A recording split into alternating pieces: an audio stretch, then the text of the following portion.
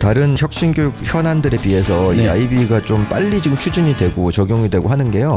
여야의 갈등이 없습니다. 이 부분은. 이 부분은? 네. 이미 10개 정도 되는 학교에서 이미 시범 운영을 하고 있지 않습니까? 몇 년 전부터. 토론이나 이런 것도 많이 하더라고요. 지금도. 그리고 반대 진영도 엄청납니다. 지금 이거. 그렇죠. 사교육이 커질 것 같은데요. 제 생각에는. 아이비를 학습한 아이들이 굉장히 무식하다. 우리의 그런 주의식 암기식 교육, 선택지식 시험 평가, 우리 노벨상 받은 작가도 오스카상 받은 사람도 빌보드 1위 한 사람도 다 그 주의식 교육 받은 사람들입니다.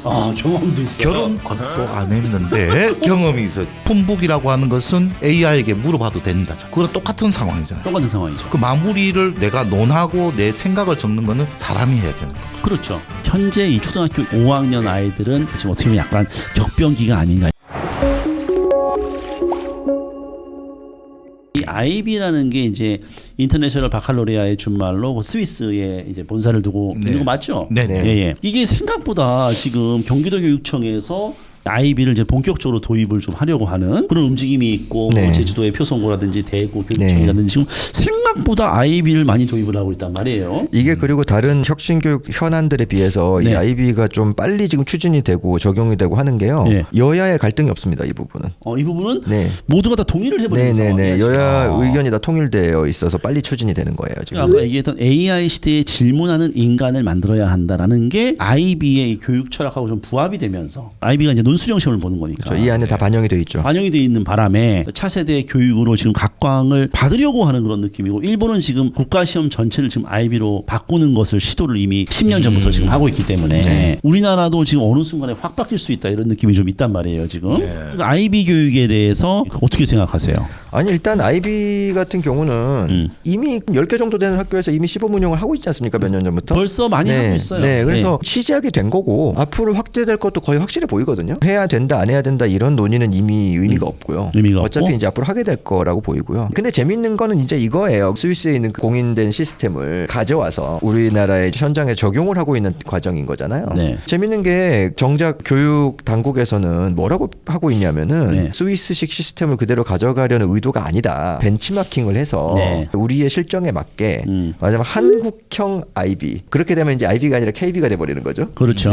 근데 어쨌든 그런 식으로 얘기를 하고 있는데 그 의도를 그분들이 설명을 안 해줬지만 대충 왜 그렇게 말하는지는 알 것 같긴 하거든요. 왜냐하면은 아이비라고 하는 게 결국은 원래 이거를 했던 이유는 그거잖아요. 자주 이동을 해야 되는 사람들. 그러니까 뭐 외교관이라든지 비즈니스맨들처럼 뭔가 이 나라로 갔다가 저 나라로 갔다. 특히 유럽에서는 그런 경우가 아주 많으니까 왔다 갔다 해야 되는 경우에 아이가 가지고 있는 학력이 다른 나라로 갔더니 거기서는 인정이 안 돼서 진학에 어려움을 겪고 이런 일들이 많이 생기니까 그거를 좀 상쇄하기 위한 시스템을 만든 거란 말이에요. 과거에. 그게 이제 아이비의 효시가 된 거죠. 지금 이거 하자고 하는 사람들이 주장하는 그런 장점들 때문에 생긴 게 아니라 다른 나라에 가서도 학업 수행 능력을 인정받자는 거가에서 출발한 거거든요.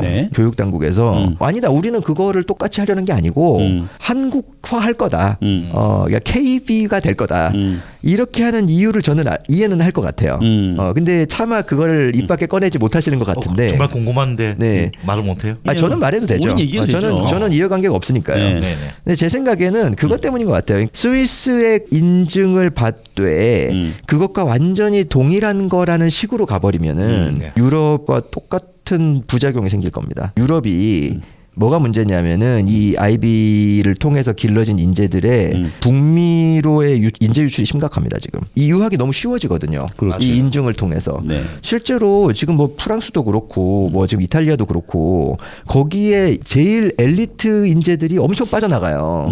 유럽보다 미국에서 대우가 좋거든요. 미국이 지금 잘 나가니까. 그러니까 이제 우리나라에서도 그거를 또 의식하는 것 같아요. 제가 볼 때는. 왜냐하면 어차피 이거 인증 받아서 하자는 건데 굳이 무슨 한국형 어쩌고저쩌고 할 필요가 없거든요. 아무 의미가 없는 소리거든요. 이게 이제 의식해서 이런 소리를 하는 것 같은데 좀 하나만 한 소리라고 제가 볼 때는 이건 또 전 세계적인 어쨌든 좀 유행이기도 하고 많이 확대가 되지 않을까. 라고 생각은 되는데 마찬가지로 좀 너무 서두르는 게 아닌가 하는 그런 우려는 좀 있습니다. 개인적으로는. 그러면 대전제가 바뀌어져 버리는 건데 난 아이비가 참 좋다고 생각했던 것 중에 하나가 네. 우리 사회에서 참 문제가 되고 있는 게 대학 서열화잖아요. 네. 대학 서열화 때문에 이 입시 제도가 모든 게 다 파생이 돼 버리는 거니까 네. 공정하니 공정하지 않니 누구든지 조금이라도 더 좋은 한 단계 위에 대학을 가려고 하니까. 근데 아이비가 되면은 서울대 의대 갈 애들이 미국으로 가고 유럽으로 대학을 가버리는 거잖아요. 맞아요. 그러니까 조금 국내 대학에서의 서열화 문제가 좀 옅어지고 그러면 결국은 유럽이나 북미를 따라가다 보면은 국내 대학들도 그렇게 약간 평준화되면서 전문화되는 그런 효과가 나는 있을 거라고 생각을 했는데 그럼 KIB가 돼버리면은 국제적으로 인정을 못 받는 IB가 돼버리면은 그런 인증은 효과는 받을 없어지네요. 겁니다. 근데 인증은 받을 건데 완전히 똑같지는 않게 간다는 거죠. 그러니까 약간의 장벽은 만들어 놓겠다는 거죠. 그런 의도로 안 되게? 보이거든요. 다만 이 부분에 대해서 IB와 관련된 거는 진짜 그 토론이나 이런 것도 많이 하더라고요. 지금도. 그리고 반대 진영도 엄청납니다. 지금 이거. 그렇죠. 특히 학부모 단체나 아니면 교사 단체 같은 데서 엄청 반대하거든요. 지금 이거 확대하는 거에 대해서. 이제 반대하는 가장 큰 이유는 그거예요. 부모님들 입장에서 봤을 때는 결국은 또 새로운 종류의 또 교육비 부담만 가중시킬 사교육을, 것이다. 네. 오히려 늘릴 수 있다. 이미 이거를 해준다는 사교육 기관들도 많이 생기고 있어요. 그럼요. 네. 네. 그리고 교사들 입장에서는 너무 졸속으로 추진한다는 거죠. 왜냐하면 현장에서 이거를 충분히 할 수 있을 만한 여건이 안 돼 있는데 너무 이거를 빨리 추진하려는데 혈안이 돼 있는 것 같다. IB는 기본적으로 교사들의 역량이 엄청 기대는 시스템이잖아요. 맞아요. 교사들의 업무 가중이 엄청날 겁니다. 이거는. 네네. 네, 그런 것도 있고 무엇보다 이거를 하려면은 교사들을 믿어야 되거든요. 그게 전제거든요. 근데 우리 사회가 과연 그런가? 어쨌든 추진은 될 텐데 네. 잘 될지는 모르겠거든요. 솔직히. 근데 어쨌든 이게 이제 확대가 되면 국내 대학 입시에서도 어느 정도 유리한 부분이 생기긴 할 거라고 봐요.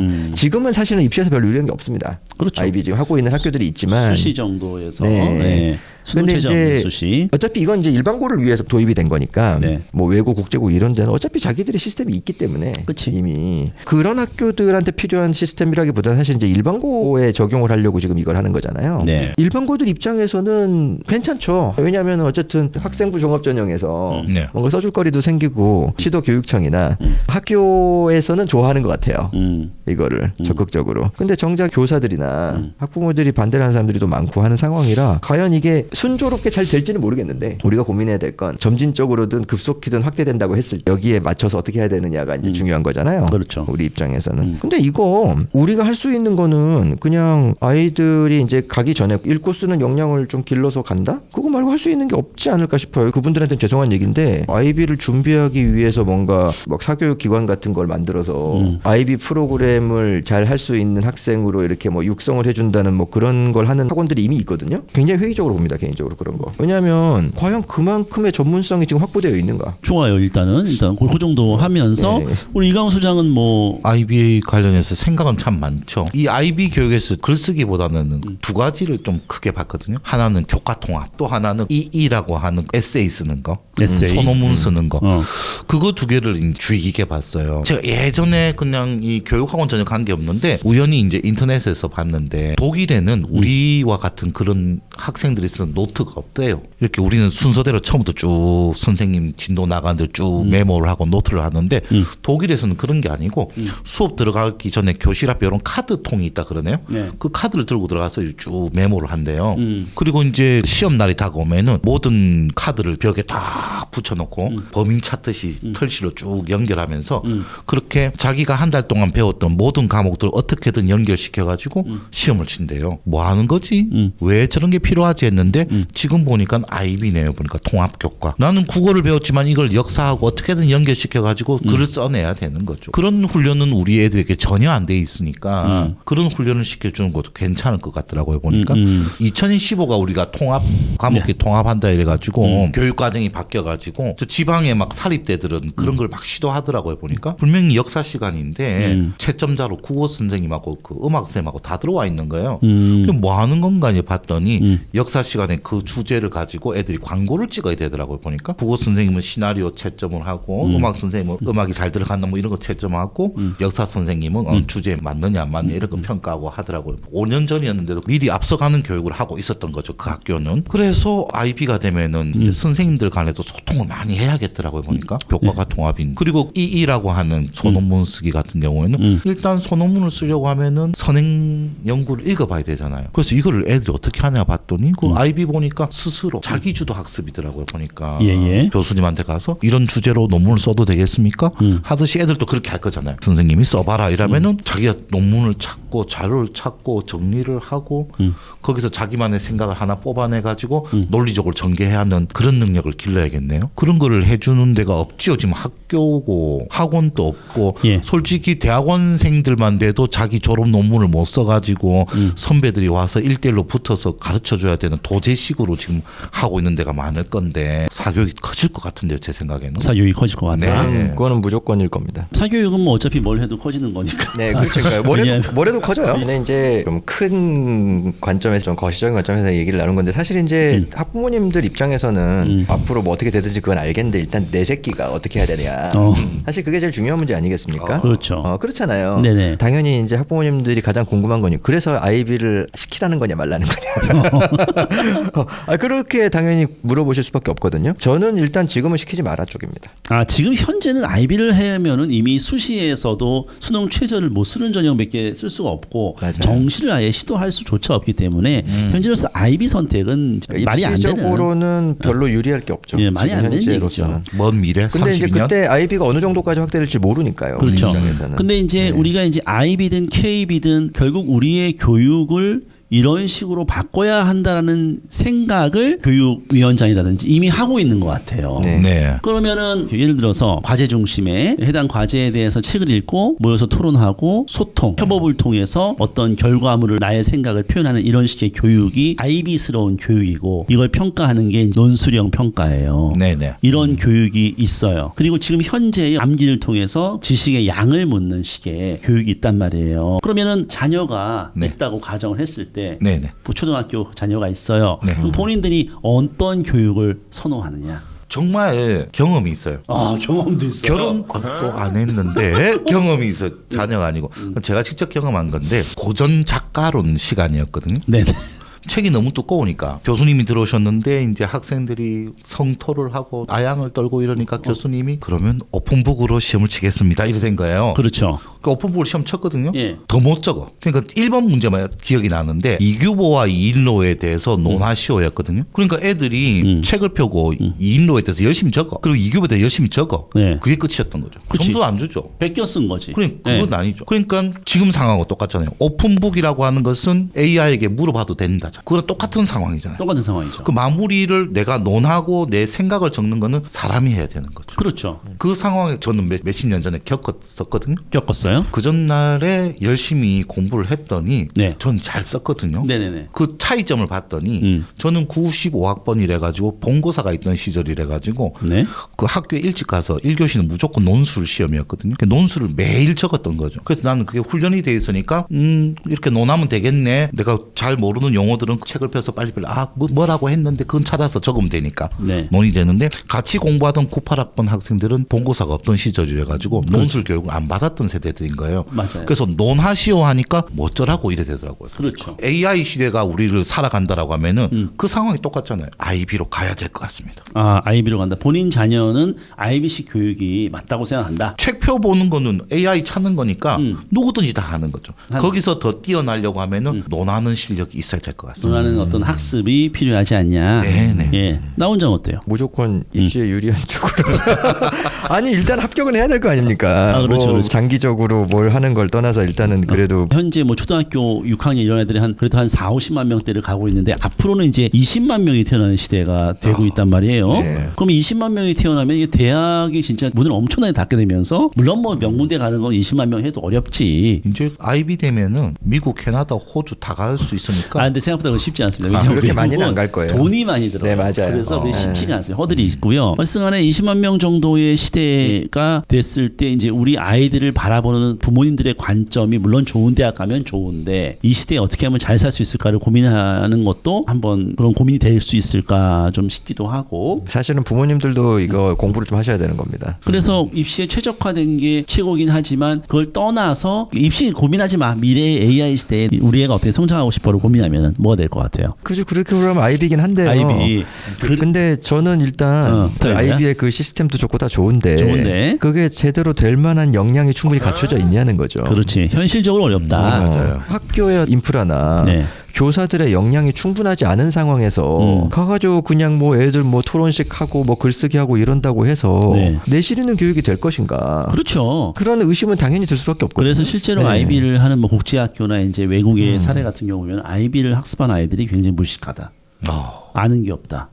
그리고 아이비를 하는 학교는 교과서도 없다. 맨종이 하나 들고 가서 갑자기 어떤 주제에 대해서 한번 얘기해보자. 그냥 이런 식으로 애들 뭐 검색이나 하고 베껴 쓰고 이런다는 얘기가 많이 있어요, 사실은. 그래서 분명히 그 교육도 단점이 있는 거는 맞는 것 같은데 또 한편으로 따지고 보면 대학교 가면은 또 많은 수업이 사실상 토론, 맞아요. 조모임, 발표 맞아요. 이런 식의 수업이 대부분이에요. 근데 그런 수업을 우리나라 아이들이 외국 같은 경우 하면은 가장 못한다고 합니다. 우리 애들이. 물론 우리나라 애들도 하지만은 말을 잘 못해서 그런 거 아니에요? 그러니까 언어 때문 아닌가? 그러니까 이제 협업하고 자기의 의견을 저는 이제 가끔 그런 걸 많이 느껴요. 외국 사람들이 이렇게 갑자기 카메라 딱 들이대면서 어떻게 생각하세요? 그러면 외국 애들은 편하게 그냥 쥐 얘기 막 아무거나 막 해. 근데 우리나라 사람 딱 들이대면 우리나라 애들은 부끄러워하고 말을 잘 못하는 거를 이제 많이 사실 본 것도 있고 소통이나 협업도 좀 부족한 부분이 있는데 그럼 우리 교육이 이제 그런 것들을 소화하지 못하기 때문에 우리 아이들이 그렇게 성장하는 것은 아닌가. 근데 이거 뭐 사실 이거는 이제 큰 얘기를 사실 정답이 있겠습니까만은 저는 사실 전통적인 교육도 나쁘다고 생각하는 사람은 아닙니다. 그리고 우리의 그런 주의식 교육, 우리의 암기식 교육이 우리의 그 선택지식 시험 평가 이런 것들이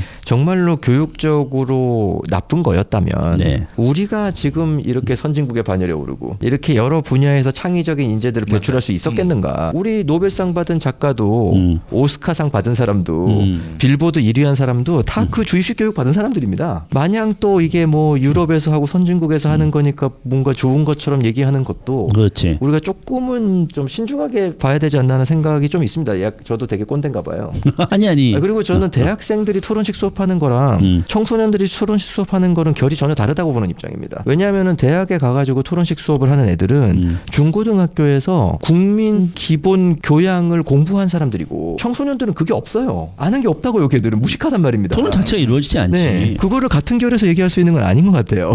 그래요. 어쨌든 우리가 아이비 교육까지 해서 이제 알아본 이유는 사실은 이 모든 게 좀 일맥상통하다고 좀 생각을 하기 때문에 그래요. 사실은 AI 시대에 더 이상 우리 교육에 한계가 있지 않느냐. 우리가 그럼 이 교육으로 가게 되면 우리 초등학생들은 이제 뭘 해야 되느냐 이런 게 생각들이 좀 드는 거죠. 그래서 그런 이제 차원에서 다섯 번째 주제는 제가 사교육의 방향이라고 해놨네요. 사교육의 방향이 여기서 왜 나오는 거죠?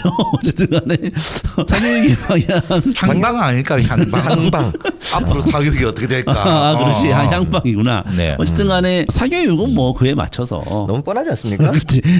잘 진화하겠죠. 그럼요. 어떻게든 발빠르게 움직여서. 그럼요. 전 아주 재밌을 것 같아요. 아니 그러니까 사교육을 억제하기 위한 모든 정책은 다 실패해 왔는데 그 이유는 간단한 거예요. 사교육을 억제할 수 있는 가장 효과적인 방법은 하나밖에 없다고 저는 봅니다. 대학을 평준화하면 돼요. 그러니까요. 네, 그러면 됩니다. 아주 깔끔해요. 아니 좋은 대학 나오면은 좋은 회사 취직하고 돈 많이 벌고 잘 살게 되는 게 명확한 사회에서 그 사교육이 없어질 수는 없는 거죠, 그냥. 그럼요. 대학의 서열화가 문제라고 얘기를 하지만 대학의 서열화가 없는 나라가 대체 어디 있단 말입니까? 그렇죠. 다만 이제 대학을 모든 국민이 막 다 뛰어들어서 가려고 그러지 않는 나라들도 물론 있어요. 그렇죠. 근데 소수만 그게 가고. 맞아요. 그게 유럽에서 이제 일을 하고 있는 친구한테 들은 얘기인데 유럽의 대부분의 나라에서는 소위 말하는 명문 대학을 가겠다는 그런 그 열망이 별로 크지 않다는 거예요. 물론 일부 귀족층들은 열망이 강한데 대부분의 사람들은 내가 명문대를 나와야겠어. 인생 역전을 해야겠어. 이런 의지가 되게 약하대요. 근데 그게 자기가 유럽에서 살기 전에 한국에서 볼 때는 뭔가 학벌주의 사회가 아니고 입시에 매달리지 않고 그런 게 되게 좋아 보였는데 막상 자기가 유럽에서 오래 살면서 보니까 그게 마냥 좋지는 않다는 거예요. 또 그게 왜 그런가를 보니까 보니까 가망이 없으니까 그렇게 안 한다는 거예요. 그러니까 좋은 대학을 나와봤자 어차피 안 되는 거예요.